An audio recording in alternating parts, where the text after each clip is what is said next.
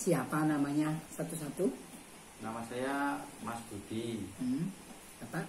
Nama saya Pak Pardi. Pak, ini kan ada produk apa saja? Kalau di sini produknya itu ada abon lele, keripik kulit, sama bakso yang memang sudah beredar di sini. Idenya dulu bagaimana?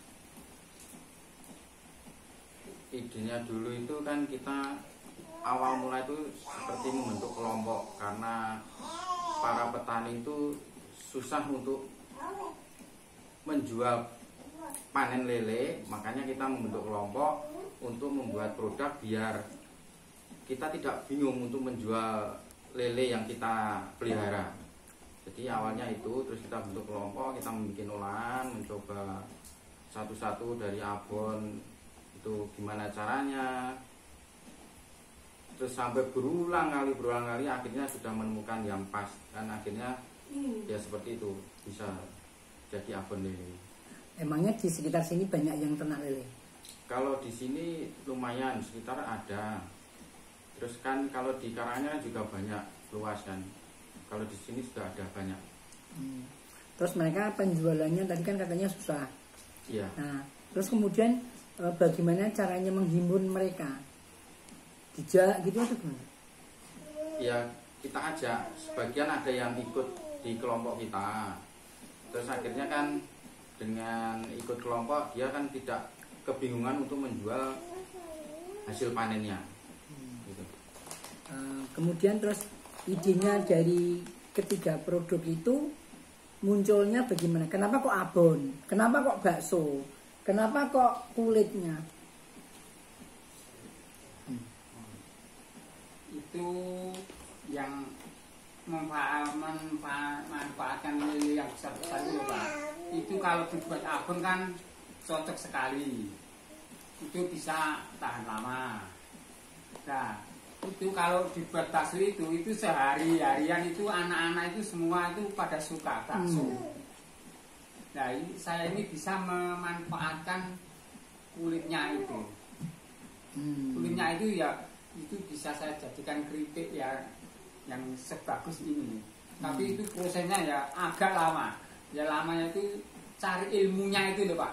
Bagaimana kok supaya bisa kulitnya itu kering tapi tepungnya belum gosong itu lama sekali. Akhirnya lama-lama itu bisa tahu Pak.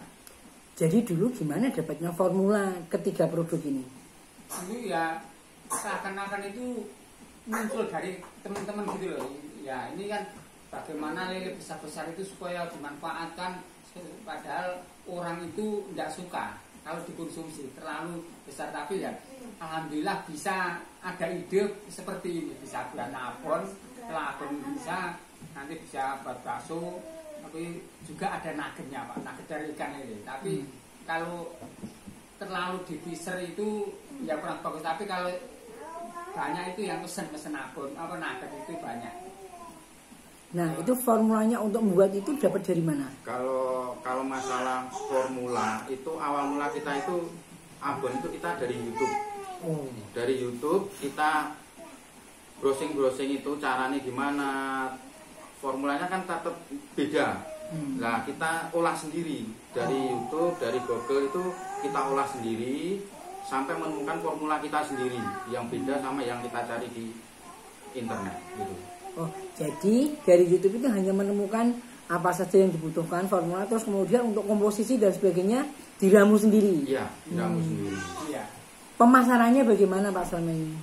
Kalau pemasaran selama ini saya titipkan di toko oleh-oleh ya, di kayak tempat wisata, terus toko oleh-oleh di Solo.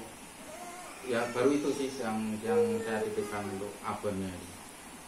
Nah, omsetnya sebulan rata-rata bisa dapat berapa? Kalau omset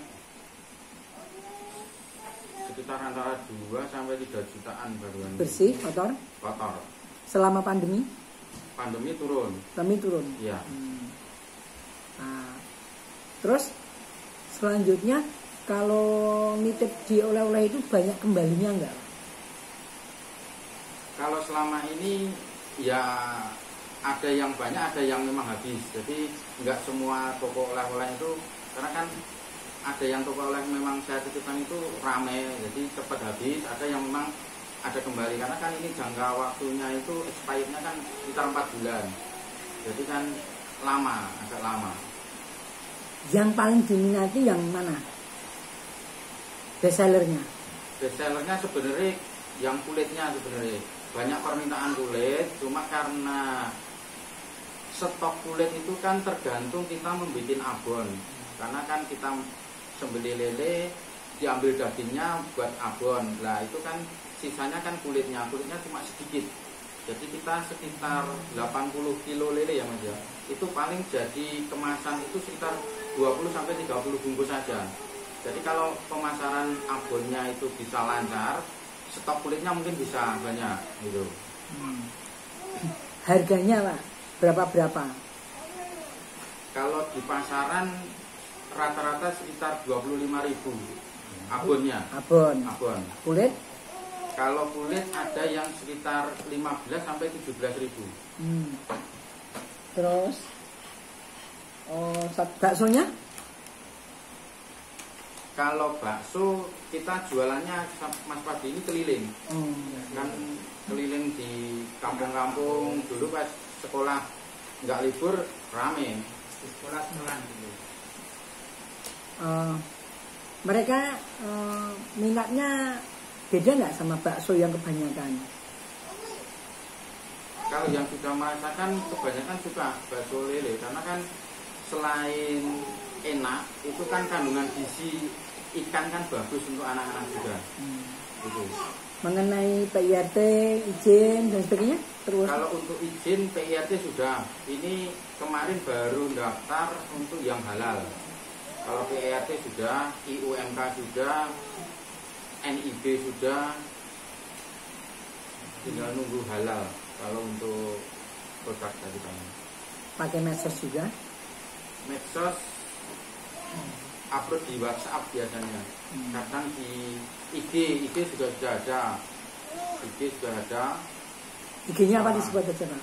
Waliku. Harapannya apa Pak ke depan? Harapannya mungkin dengan bantuan ini kita bisa lebih banyak orang tahu, lebih banyak pemasaran, dan kita income kita semakin bertambah.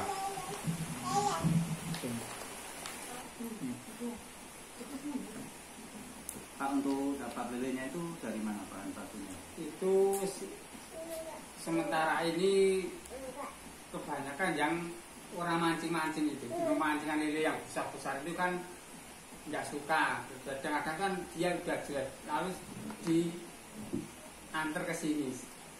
Apa banyak itu orang mancing itu hasilnya?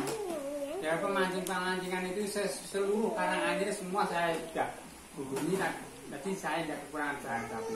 Misalnya ada pemesanan banyak saya konsultasi sama bakul lele yang khusus besar-besar itu. Akan ya ada di Sukarjo itu. Kalau saya ada pesanan bakso nugget yang banyak atau abon yang banyak itu saya pesanan gitu. Kalau penampungannya ini benar? Penampungan ini mau beberapa mungkin 5 kuintal sampai 7 kuintal itu muat. Itu penampungan saya itu 3 kuintal itu masih ada segini. Jadi ini digunakan untuk cadangan stok ini? Iya. Tapi nggak pernah kekurangan stok ini? Enggak. Kalau over? Pernah kelebihan. Kadang kan ada yang memang di stok di sini, tapi kita masih banyak stoknya gitu loh. Jadi ada pernah kayak gitu. Terus gimana kalau kayak gitu? Itu ya biasanya kan telepon dulu, Mas saya mau jual lele besar, mau tak antar ke situ. Kalau kita stoknya masih banyak ya dipending dulu, baru nanti kalau memang sudah menipis lagi, diuntang lagi, baru suruh ngantar ke sini. Kalau boleh tanya, rata-rata bisa dapat penghasilan berapa 1 kilogram lele? Itu kaluan abon itu 4 kilo lele segar itu jadi abon 1 kilo. Tapi kalau mau diambil khusus dagingnya, saya pilih yang seperti buat bakso itu kan dibilat mentah. Itu misalnya 2 kilo dapat 1 daging sekilo. Setengahnya. Iya, kalau khusus daging yang masih segar. Buat bakso. Iya, ini kan buat bakso, nah itu kan harus dipilet dulu. Jadi ini satu lele itu bisa diambil untuk kulit, untuk abon, bakso, nugget. Semuanya kepake gitu ya. Iya. Dan belum bisa memanfaatkan cuma duri. Duri-durinya selama ini belum bisa memanfaatkan karena kan untuk menghancurkan biar jadi tepung kan harus ada alat seperti hammer mill itu biar di presto terus dia masuk ke alat itu nanti bisa jadi tepung loh. Nah itu bisa untuk bikin kerupuk, bisa untuk bikin yang lain-lain juga bisa kan, jadi ada kalsium tinggi kan itu. Kalau harga lele itu sekarang di sini berapa? Misalkan harga yang konsumen terus harga lele biasa itu bukan yang besar-besar yang di warung konsumsi di rumah makan. Kalau yang besar berapa? Yang nek lele konsumsi di pasaran sini saat di Bako itu jual 20. ya. Tapi kalau sudah masuk ke pasar Ya. itu 22.000.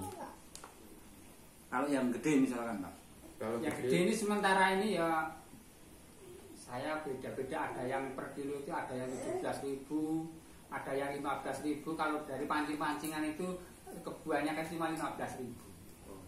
Tapi kalau sudah di bakul itu kebanyakan saya ambil itu 17. Tapi ya harus bakul dari petani langsung bakul langsung sak ke sini gitu. Pak misal Kalau lele konsumsi itu terlalu kecil, itu dagingnya itu kalau sedikit, untuk teksturnya daging itu terlalu lembut. Bagus itu ya lele yang besar-besar, teksturnya apa lebih padat kalau besar itu. Tapi dapetinnya nggak sulit ya? Kalau untuk besar enggak. Selama ini enggak kesulitan.